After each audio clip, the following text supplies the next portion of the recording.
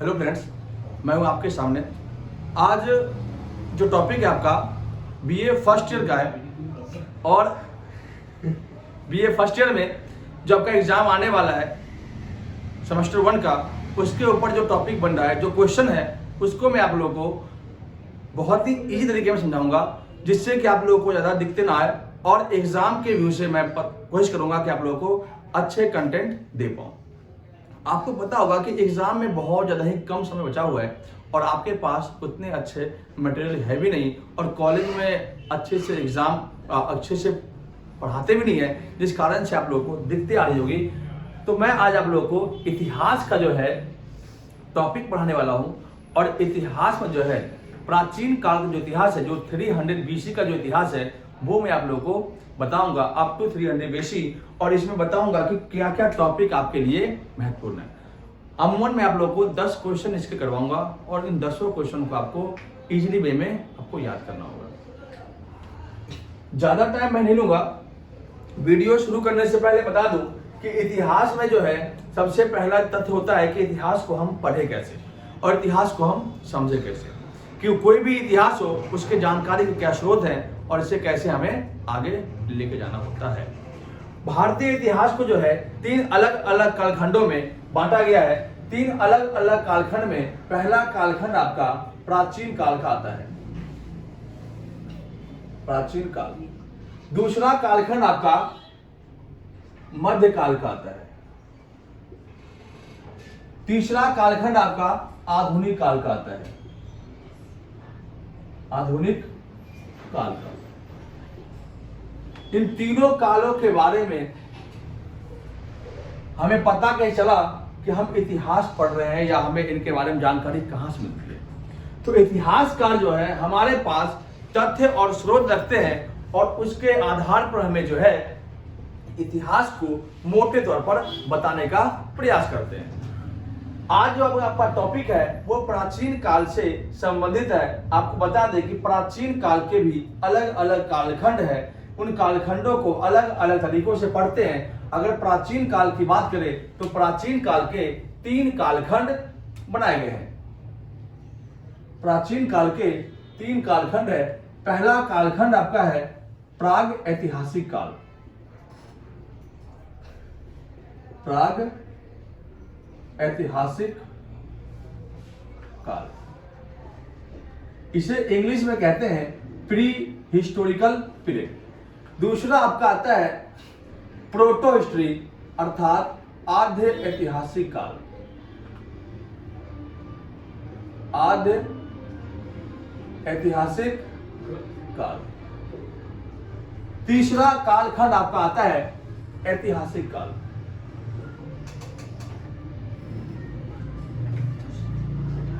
ये प्राचीन काल के 3 कालखंड है। प्राग ऐतिहासिक कालखंड को प्री हिस्ट्री कहते हैं, अर्थात एक ऐसे कालखंड जिसमें लिखित स्रोत का अभाव है, रिटर्न में कोई भी स्रोत नहीं है, लिखित स्रोत का अभाव होना।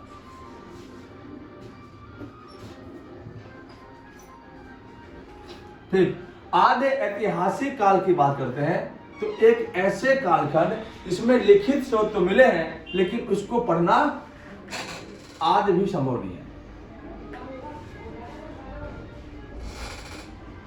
लिखित स्रोत का होना लेकिन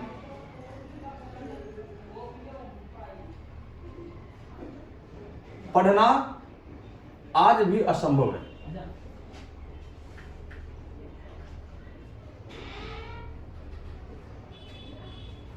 वही अगर तीसरी बात करते हैं ऐतिहासिक काल की, तो लिखित स्रोत भी मिले हैं और पढ़ना भी इजीली है। लिखित स्रोत का होना और पढ़ना भी आसान होना।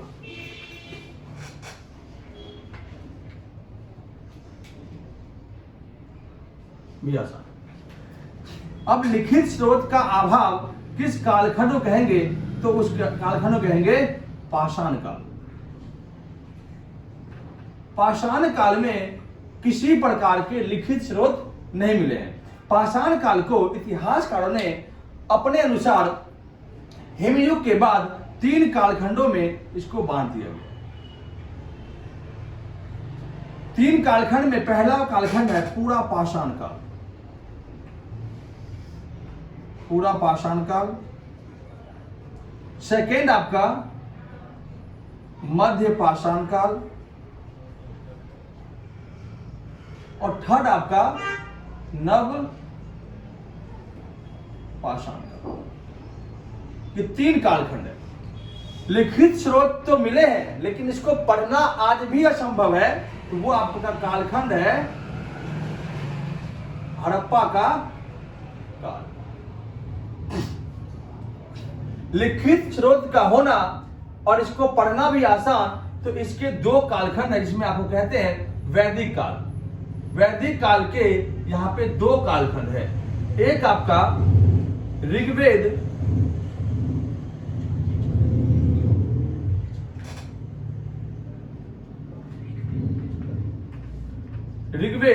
और एक आपका उत्तर वैदिक काल।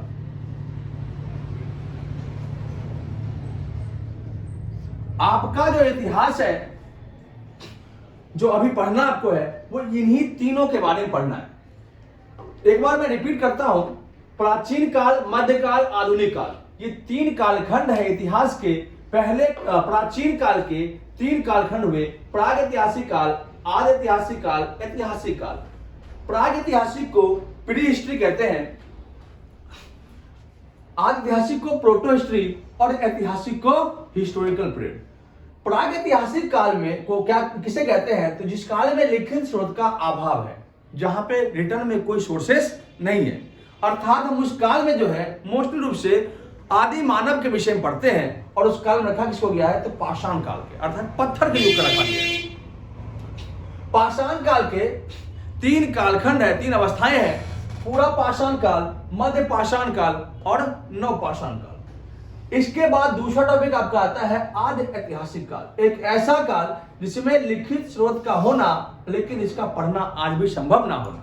ठीक, आज भी यह पढ़ने के लिए असंभव है, और उस काल रखते हम हड़प्पा काल। आपने पढ़ा होगा हड़प्पा की लिपि आज तक की रहस्यमय लिपि है।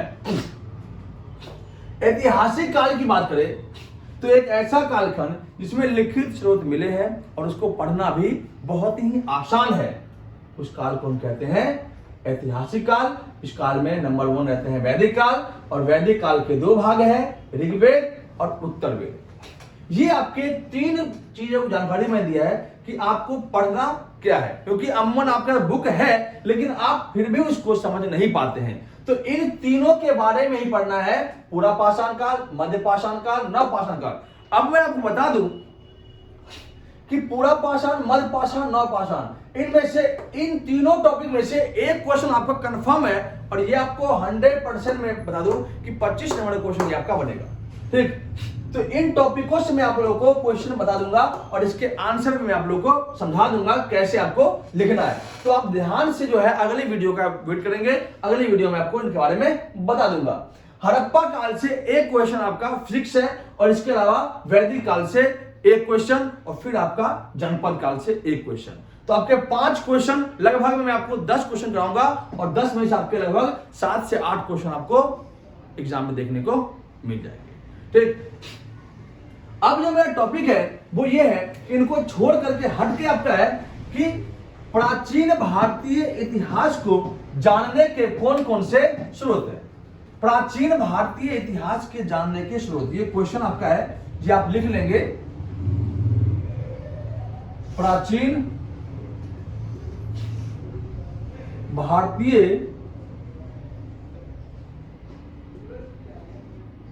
इतिहास को जानने के स्रोत।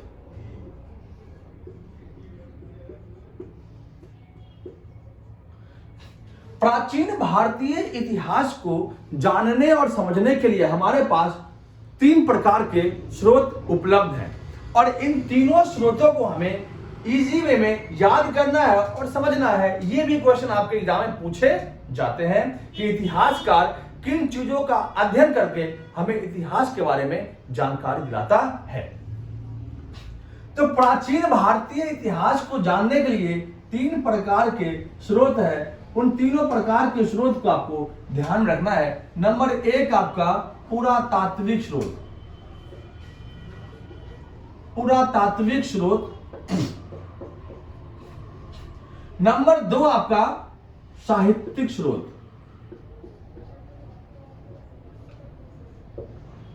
और नंबर 3 आपका यात्रियों के विवरण।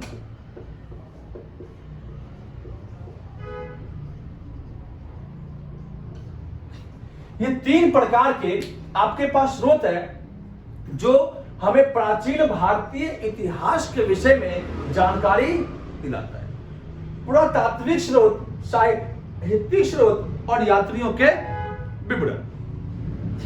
पुरातात्विक स्रोत, इन दोनों स्रोत में सबसे ज्यादा ही महत्वपूर्ण है, क्योंकि अमूमन कालखंड में देखा गया है कि साहित्यिक स्रोत और लिखित स्रोत अर्थात यात्रियों के विवरण बहुत ही कम देखने को हमें मिला है। अगर हम बात करते हैं, अगर हम देखते हैं कि प्राचीन भारतीय इतिहास में जो पुरातात्विक स्रोत है, ये अपने आप में बहुत ही महत्वपूर्ण योगदान रखता है। अगर हम राइटर की बात करें तो आर.एस. शर्मा की जो पुस्तक है प्रारंभिक भारत का इतिहास, उसको आप पढ़ें, उनमें आपको इन तीनों के बारे में विस्तार पूर्वक से बताया गया है। पुरातात्विक स्रोत में हम मेन रूप से उन चीजों का अध्ययन करते हैं जिसे जमीन से खोद करके निकाला गया है, अर्थात खुदाई से प्राप्त जितने भी सामग्री है उसे हम पुरातात्विक स्रोत कहते हैं। चाहे वो कब्रिस्तान हो, चाहे वो मंदिर हो, चाहे वो मस्जिद हो, चाहे वो बर्तन हो, चाहे वो हथियार हो, चाहे वो अभिलेख हो, कुछ भी हो, वो सब चीजें क्या है, पुरातात्विक स्रोत है। और उन चीजों को पढ़ करके, समझ करके हमें इतिहास के बारे में जानकारी दिलाया जाता है। जैसे कि बात करते हैं पुरातात्विक स्रोत में आदि मानव के इस कालखंड को, आदि मानव के कालखंड को समझने के लिए हमारे पास क्या है, तो आदि मानव के अस्थि पंजर हड्डियां और उनके द्वारा प्रयोग किए गए औजार, जो पत्थर के औजार है, और क्या है, तो उनके द्वारा बनाए गुफाओं में चित्र है।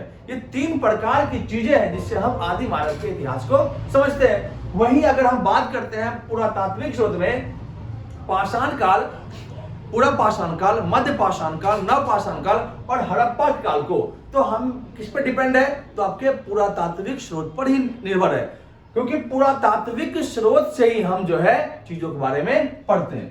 पुरातात्विक स्रोत में कुछ लिखित स्रोत भी होते हैं और कुछ अलिखित स्रोत भी होते हैं। जैसे कि बात करते हैं लिखित स्रोत में, तो अभिलेख आपका एक पुरातात्विक स्रोत है जो जमीन से खोद के निकाला गया है। सिक्कों की बात करते हैं तो सिक्के भी क्या है, एक प्रकार से पुरातात्विक स्रोत है। मोहरे की बात करते हैं तो क्या है, एक पुरातात्विक स्रोत है।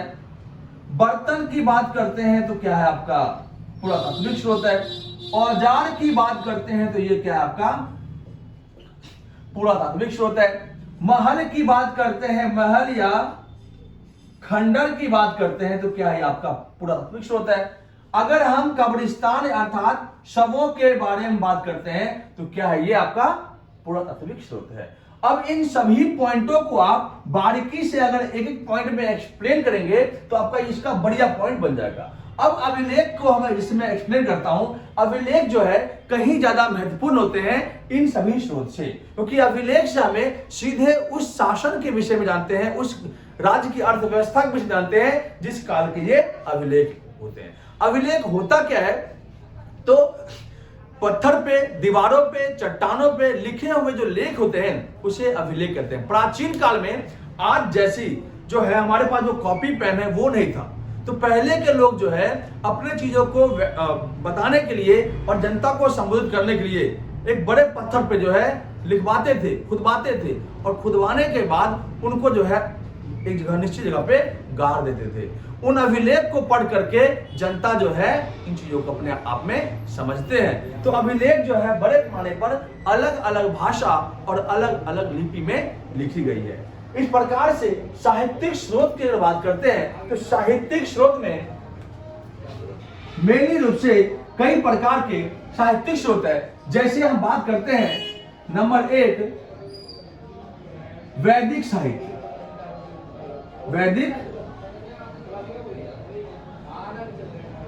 वैदिक साहित्य क्या होता है? तो वैदिक साहित्य एक ऐसे साहित्य है जिस काल में वेदों की रचना हुई थी। वैदिक काल में 4 वेदों की रचना हुई थी, जिनमें ऋग्वेद, यजुर्वेद, सामवेद और अथर्ववेद। अब ये होता क्या है? ऋग्वेद एक ऐसा वेद जिसमें यज्ञों के बारे में विस्तार पूर्वक से बताया गया है। यज्ञ और जितने भी मंत्र होते हैं उनके बारे में बताया गया है। ऋग्वेद के अंदर 1010 मंडल है और जिनमें सूक्तों की संख्या कहते हैं, सूक्तों की संख्या है, श्लोक है, ठीक, अलग अलग प्रकार के, इनमें 10 मंडल है और 1028 सूक्त है। इन 10 मंडलों के बारे में हम पढ़ते हैं कि किसमें सोम देवता के बारे में है, किसमें इंद्र देवता के बारे में है, किसमें ब्रह्मा जी के बारे में, किसमें वर्ण व्यवस्था के विषय में है। तो अलग अलग विषय के बारे में आपको वैदिक साहित्य में मिलते हैं। वैदिक साहित्य में ऋग्वेद, यजुर्वेद, सामवेद, अथर्ववेद। ऋग्वेद क्या है? जिसमें योगों के बारे में बताया गया है। यजुर्वेद क्या है? जिसमें गद और पद के बारे में बताया है। सामवेद जिसमें संगीत के बारे में बताया गया है। और अथर्ववेद जिसमें जादू, टोना, टोटका, इन सभी के बारे में बताया गया है। तो हमें कैसे मालूम होगा कि हम वैदिक काल को समझ रहे हैं? तो वैदिक काल में जो साहित्यों की रचना हुई थी, उस वैदिक साहित्य को पढ़ करके, तो वैदिक साहित्य में संस्कृत भाषा में जितने भी साहित्य लिखे गए थे, जिनमें ऋग्वेद हो गया, यजुर्वेद हो गया, सामवेद हो गया, अथर्ववेद हो गया। वैदिक साहित्य के अलावा हम देखते हैं बौद्ध और जैन साहित्य है। जैन साहित्य, अब आपको पता होगा कि महात्मा बुद्ध और महावीर जैन एक बहुत बड़े महापुरुष हुए। तो इनके बारे में जानने के लिए 2 तरह के आपके ग्रंथ है मेन रूप से, एक आपका भगवती सूत्र और एक आपका अंगुत्तर निकाय। इनको आपको मेंशन करना है। इनको पढ़ने के बाद हमें बुद्ध और जैन के बारे में पता चलता है। इसके बाद आपका उपनिषद भी है,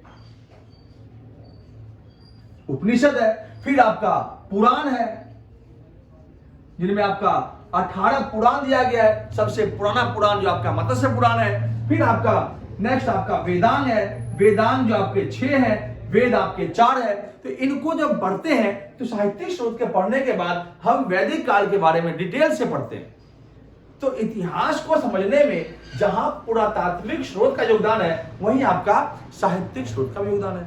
इसके बाद अगर हम बात करते हैं यात्रियों के विवरण, प्राचीन काल में कई सारे यात्री आए थे।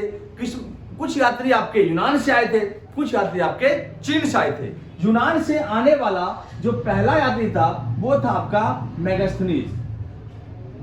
मेगास्थनीज जो था, ये सेल्यूकस निकेटर अर्थात सिकंदर का सेनापति, थल सेना अध्यक्ष सेल्यूकस निकेटर का राजदूत मेगास्थनीज था, जो मौर्य दरबार में चंद्रगुप्त मौर्य के यहाँ गया और वहां जाकर के पाटलिपुत्र में अपनी एक पुस्तक लिखी, इंडिका।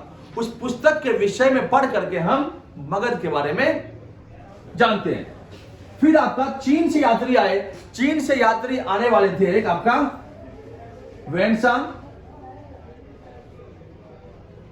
एक आपका आया फाहियान, एक आपका आया ईद सितिंग। ये 3 प्रमुख यात्री आए। मेगास्थनीज की पुस्तक इंडिका, वेनसांग की पुस्तक शिजुकी, फाहियान की पुस्तक फायुकी। इनके बारे में जो है पढ़ने के बाद हम जो है इतिहास को जो है आसानी से समझते हैं। तो जैसे कि हम बात करते हैं, यात्रियों का विवरण इतना महत्वपूर्ण नहीं रहता किसी भी इतिहास को समझने में, लेकिन फिर भी मेगास्थनीज की इंडिका से हम पढ़ते हैं कि चंद्रगुप्त मौर्य का साम्राज्य किस प्रकार से था। चंद्रगुप्त मौर्य का जो नाम था वो सेंट्रोकस कहते हैं यूनान के अंदर। वेनसांग के माध्यम से हम हर्षवर्धन और उसके राज दरबार में जो कवि थे उनके बारे में पता करते हैं और बौद्ध धर्म को समझते हैं। वही बात करते हैं फाहियान। तो चंद्रगुप्त जो प्रथम सेकेंड था, जिसे हम विक्रमादित्य कहते हैं, उसकी जो शासन व्यवस्था थी उनके बारे में पढ़ते हैं। फाहियान की पुस्तक से हम मालूम करते हैं कि चंद्रगुप्त द्वितीय की जो पुत्री थी प्रभावती गुप्त, वो भूमि दान दिया करती थी। प्रभावती गुप्त के अलावा फाहियान जो है अपनी पुस्तक फायुकी में विस्तार पूर्वक से चीजों को का वर्णन किया है। अब हम चीजों को समझते हैं और देखते हैं कि ये चीजें किस प्रकार से आगे आपका काम आएगा। प्राचीन काल, मध्यकाल, आधुनिक काल, इनके कालखंड 3 है। प्राचीन काल के, प्रागैतिहासिक, आद्यैतिहासिक, ऐतिहासिक काल। प्रागैतिहासिक काल जिनमें लिखित स्रोत का अभाव है, आद्यैतिहासिक में लिखित स्रोत है, और ऐतिहासिक स्रोत में लिखित स्रोत तो है लेकिन उसको पढ़ना भी आसान है, लेकिन आद्यैतिहासिक काल में लिखित स्रोत का पढ़ना आसान है नहीं है, असंभव है। तो इस काल में हड़प्पा को रखा गया है। वही अगर बात करते हैं प्रागैतिहासिक काल, उसमें पाषाण काल को रखा गया है। वही अगर बात करते हैं लिखित स्रोत होना और पढ़ना भी इजी, उसमें वैदिक साहित्य के विषय में लिखा गया है। तो इन सभी के विषय में लिख करने के बाद जो है हम चीजों को समझते हैं। अब देखते हैं कि हम प्राचीन काल के इतिहास को किन कालखंडों में बांटा गया है और प्राचीन काल के इतिहास को समझते कैसे हैं। तो प्राचीन काल के इतिहास को 3 अवस्था में समझते हैं: पुरातात्विक स्रोत के माध्यम से, साहित्यिक स्रोत के माध्यम से और यात्रियों के विवरण के माध्यम से। पुरातात्विक स्रोत में अभिलेख, सिक्के, मोहरे, बर्तन, औजार, महल, खंडर, शव, हथियार, जितने भी छोटे मोटे घर मिले हैं उनके दीवारों को पढ़ करके उनको पढ़ने के बाद हम उनके बारे में समझते हैं। साहित्यिक स्रोत में वैदिक साहित्य, ऋग्वेद, यजुर्वेद, सामवेद, अथर्ववेद, बौद्ध और जैन साहित्य, अंगुत्तर निकाय, भगवती सूत्र। उपनिषद की बात करते हैं, पुराण 18 पुराण हुए। वेदांग के बाद 6 वेदांग हुए। यात्रियों के विवरण की बात करते हैं, मैगस्थनीज, वैनसांग, फाहियान, इत्सितिंग, ये सभी यात्री आए। चाइना से 3 यात्री आया, मैगस्थनीज आपका यूनान से था। इनके बाद इनकी बुकों को पढ़ करके हम भारतीय इतिहास को समझने का प्रयास करते हैं। तो इनको पढ़ने के बाद अगर आपको ये वीडियो पसंद आ जाए तो वीडियो को सब्सक्राइब और लाइक जरूर करें और चैनल को सब्सक्राइब कर दें। वीडियो को शेयर करना ना भूले। अगर आपको वीडियो पसंद आए तो मुझे बताएं, ताकि मैं आपको पूरा पाषाण काल, मध्य पाषाण काल, नवपाषाण काल, हड़प्पा काल, ऋग्वेदिक काल, उत्तर वैदिक काल और मगध साम्राज्य के विषय में विस्तार पूर्वक से बता सकूं और एग्जाम में आपके लिए जितना हो सके उतना मैं आगे लिखवा सकूं। अगर वीडियो पसंद आया हो तो लाइक करना ना भूलें। धन्यवाद।